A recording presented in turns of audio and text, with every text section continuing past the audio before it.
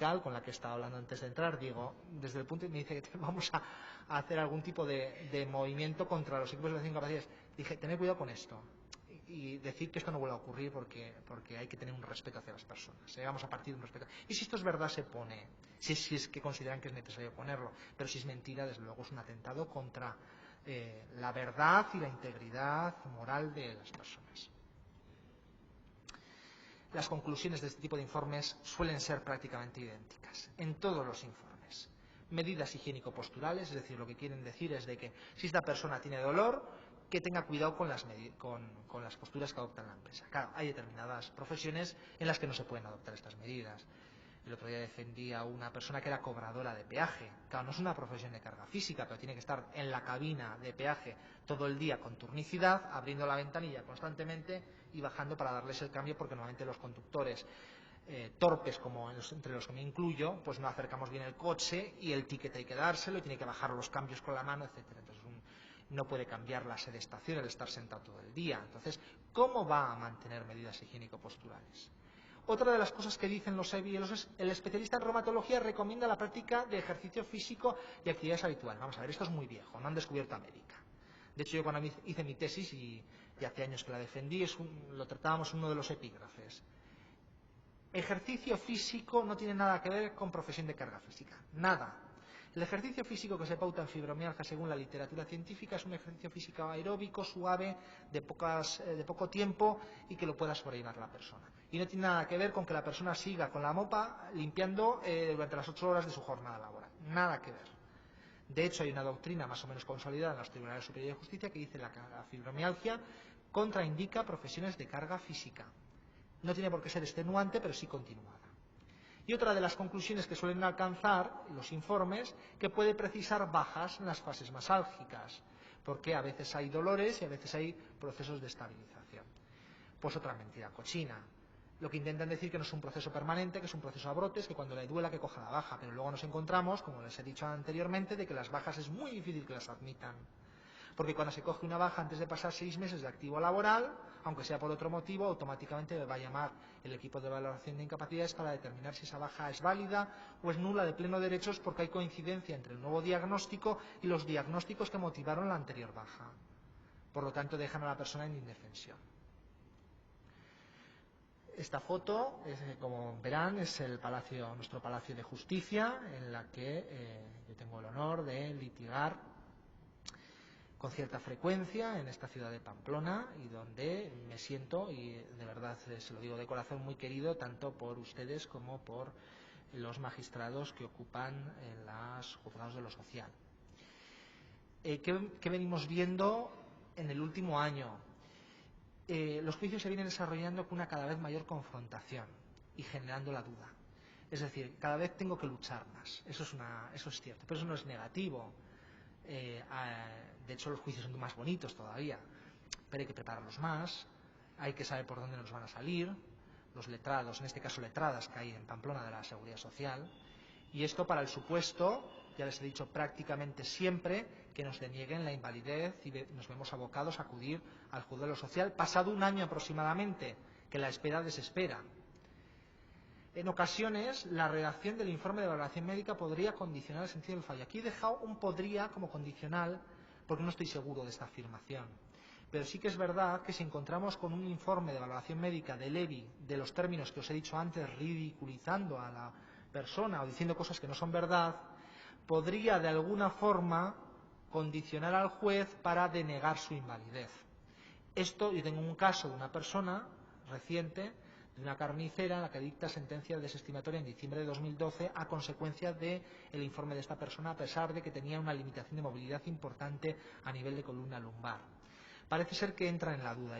Mi impresión personal es que con informes desfavorables del equipo de evaluación de incapacidades se puede sembrar la duda por parte del magistrado, aunque afortunadamente en la mayor parte de los casos son gente con mucho criterio y no se dejan llevar por afirmaciones de este tipo.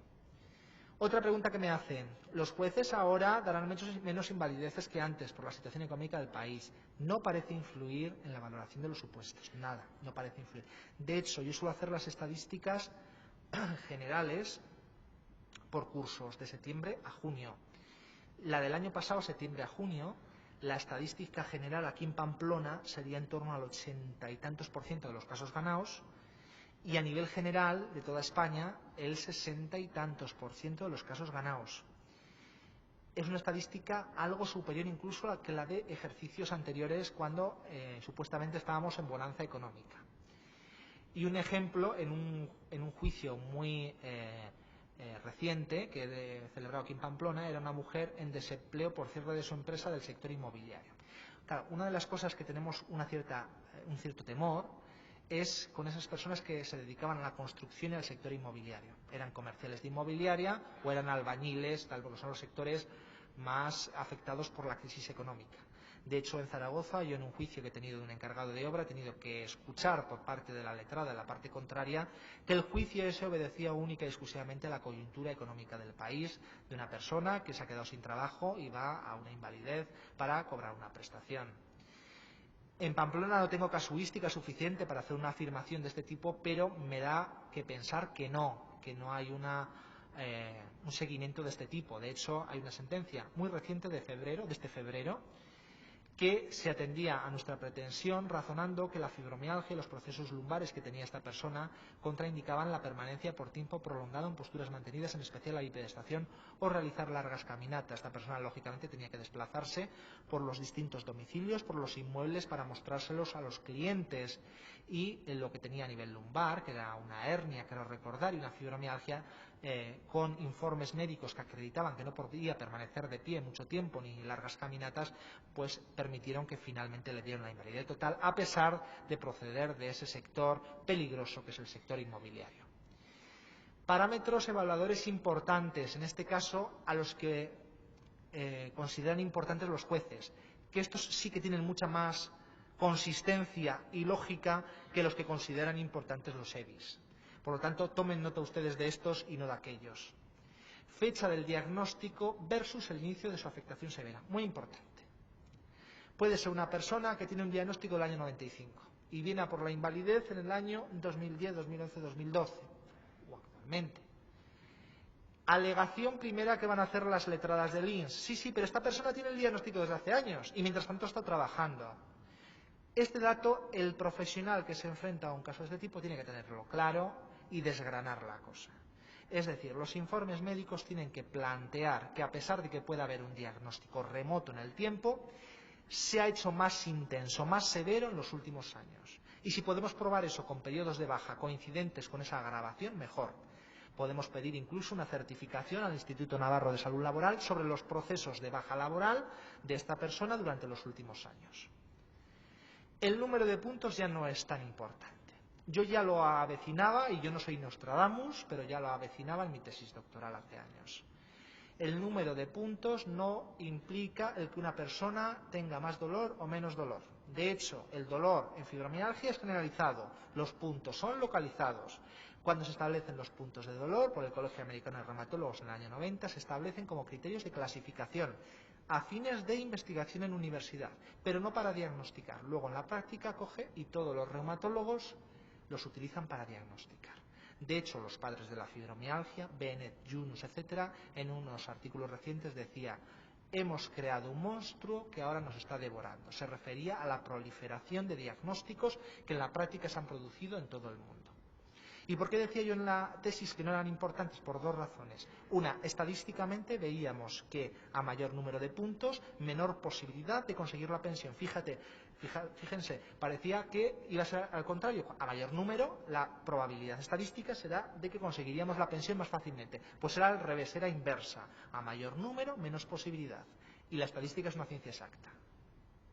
Y en segundo lugar, ya otros estudios, otros trabajos habían dicho que no había correlación estadística entre los puntos de dolor y el dolor generalizado, que es el que ustedes tienen. Yo tuve la suerte de entrevistar a uno de los que consideran padre de los reumatólogos en España, que era el doctor Rotesquerol, fallecido hace unos años, catalán, que en un ingenio me decía, y lo comenté en una conferencia, su última conferencia diría yo, sobre fibromialgia, que dependiendo de la habilidad del médico para explorar los puntos de dolor, en vez de 11 le podrían salir 35. Y si esa noche había discutido con la mujer pues igual 40. Entonces, con eso quería decir que los puntos de dolor no tenían importancia. De hecho, cuando se cambia una cosa, científicamente es porque la anterior no ha ido demasiado bien. Y les puedo anticipar que ya el Colegio Americano de Reumatólogos han sacado unos nuevos criterios diagnósticos que no están publicados, y como no están publicados no se los puedo enseñar, pero ya no utilizan los puntos de dolor. Utilizan 2 criterios de dolor generalizado, de no sé qué, no sé cuánto, con unas cuantificaciones diferentes. Que desde mi punto de vista todavía van a arrojar más problemas, porque van a dejar más a la subjetividad de las personas la valoración del dolor, pero bueno, ahí está. No, son importantes. Y lo que están diciendo los jueces últimamente es que los puntos nos sirven para ver la extensión del dolor, que tampoco, porque una persona porque tenga más puntos no tiene más dolor, insisto, el dolor es generalizado. Pero desde luego lo que determinan es que ya no es un dato indiciario de la severidad del dolor, de la intensidad del dolor.